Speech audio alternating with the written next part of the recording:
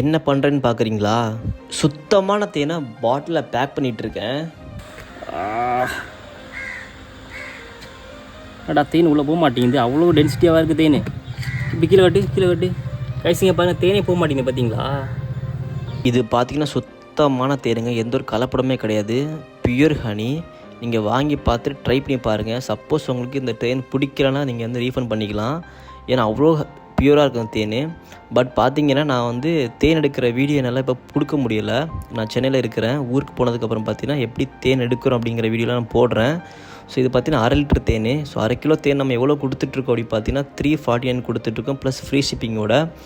ஆளுந்து delivery இருக்குது. Just try பண்ணி பாருங்கள்.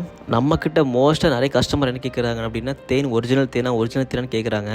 பட் தேனை வாங்கினதுக்கப்புறம் அவங்க ரிவ்யூலாம் சூப்பராக தராங்க, நல்லாயிருக்கு, சூப்பராக இருக்குன்னு சொல்கிறாங்க.